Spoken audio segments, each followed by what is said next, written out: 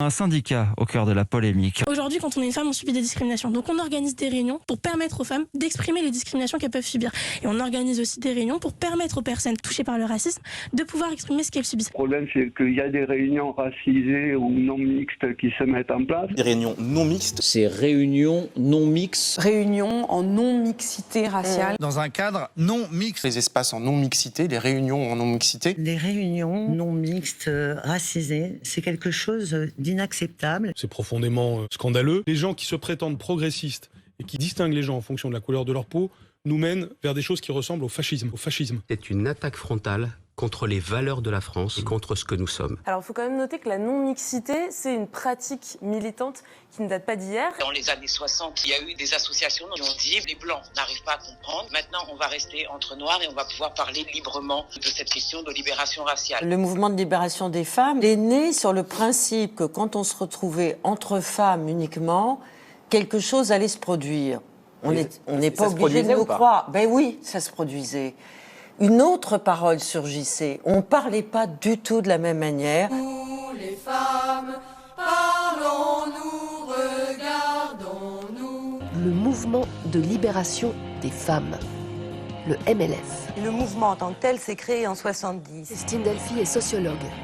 Formée aux États-Unis, elle a connu le mouvement pour les droits civiques des Noirs et les débuts du Women's Lib, la libération des femmes américaines. Les femmes étaient présentes en mai 68, on parlait dans les AG, mais on ne les écoutait pas. Avec le MLF, on décide de faire un mouvement non mixte. Et le mouvement s'est créé d'emblée comme une réunion de femmes entre elles. Tout simplement, ce qu'on aurait voulu, c'est que les mecs comprennent que leur place n'était pas là. Que dans ce premier temps de lutte pour la libération des femmes, la place des mecs est à la crèche ou en dehors.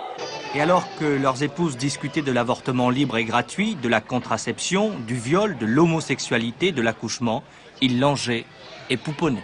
Quand je me suis retrouvée avec des filles, et uniquement avec des filles, je me suis aperçue que ce qui surgissait comme type de paroles étaient des paroles totalement inattendues, à la fois des camarades filles qui étaient dans les mêmes groupes de paroles, mais de moi aussi. Elles viennent toutes de différents groupes de femmes, nées de ce besoin de prendre entre elles conscience de leurs conditions. Nous étions confrontés à nous-mêmes et à la nécessité d'aller puiser en nous-mêmes nos propres désirs, vous voyez ? Et à dire des choses aussi qu'on n'osait peut-être pas dire en présence d'hommes à l'époque.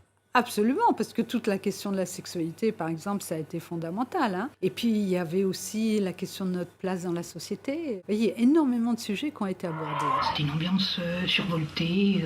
Il y avait toujours une femme qui arrivait en disant il faudrait un homme ici, pourquoi c'est non mixte ? C'était un mouvement non mixte, mais qui a lutté pour la mixité. Nous rapportions tous les ans à la Mutualité, ça se passait à Paris, devant des assemblées mixtes, le fruit de notre travail dans les groupes de parole. Une fois qu'on a fait le constat sur ce qu'on a vécu, on discute ensemble, en cadre mixte, des moyens et des outils pour sortir des problématiques qui sont rencontrées. Je crois que c'est encore un outil de libération, que de se retrouver quand on subit une discrimination. C'est une étape assez révolutionnaire pour se comprendre soi-même et pour pouvoir articuler finalement des principes de combat. Debout, debout, debout.